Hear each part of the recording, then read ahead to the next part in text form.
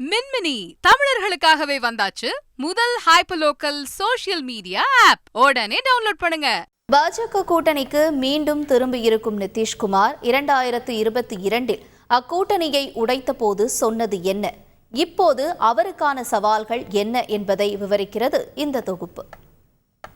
2020 ஆண்டு நடந்த பீகார் சட்டப்பேரவைத் தேர்தலில் 43 இடங்களில் வென்ற நிதிஷின் ஐக்கிய ஜனதா தளமும் 74 இடங்களில் வென்ற பாஜகவும் கூட்டணி ஆட்சி அமைத்தது. பாஜக அதிக இடங்களில் வென்றாலும் முதல்வராக அரியணையில் ஏறினார் நிதிஷ்குமார். பீகாரில் பாஜக தன்னை வலுவாக்கியதால் கூட்டணியில் உரசல் தென்பட்டது.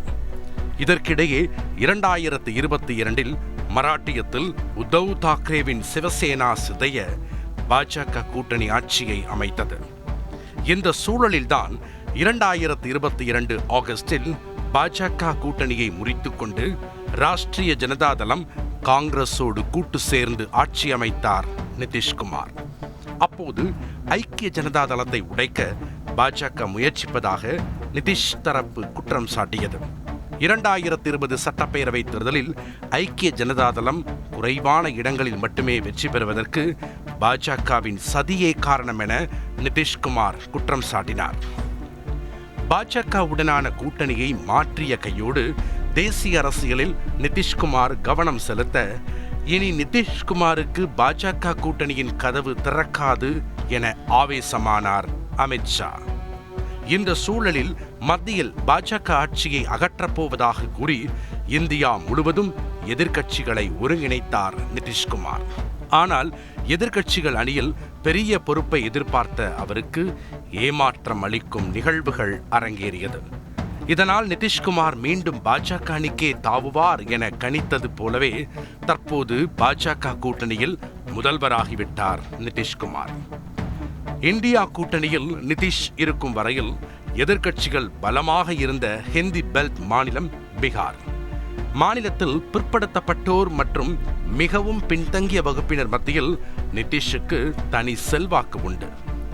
இப்போது அவரது வருகைக்கு சிவப்பு கம்பளம் விரித்திருக்கிறது பாஜக. இது பாஜகவுக்கு ஜாக்பாட் தான். நாடு முழுவதும் 400 தொகுதிகளை வெல்ல நினைக்கும் பாஜகவுக்கு பீகாரில் உள்ள 40 நாடாளுமன்ற தொகுதிகளிலும் வெற்றி வாய்ப்பு அதிகரிக்கும். ஆனால் நிதிஷ்குமாருக்கு அப்படி இருக்கப் போவது இல்லை என்பதுதான் அரசியல் பார்வையாளர்கள் கருத்தாக இருக்கிறது. கட்டமைப்பு ரீதியில் பலமில்லா கட்சியாகவே நிதிஷ் கட்சி பார்க்கப்படுகிறது. குறுகிய காலம் நிதிஷை வைத்துக்கொண்டு பின்னர் அவர் இல்லாமலே பீகார் வியூகத்தை பாஜக வகுக்கலாம். நிதிஷுக்கு மத்திய அமைச்சர் பொறுப்பை கொடுத்துவிட்டு மாநிலத்தில் முதல்வர் பொறுப்பை கையில் எடுக்க பாஜக கணக்கு போடலாம் என்கிறார்கள் அரசியல் பார்வையாளர்கள்.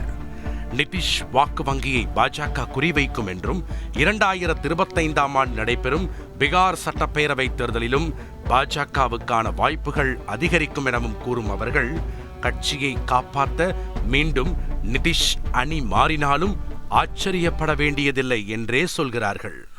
மின்மினி தமிழர்களுக்காகவே வந்தாச்சு முதல் ஹைப்பர்லோக்கல் சோஷியல் மீடியா ஆப். உடனே டவுன்லோட் பண்ணுங்க.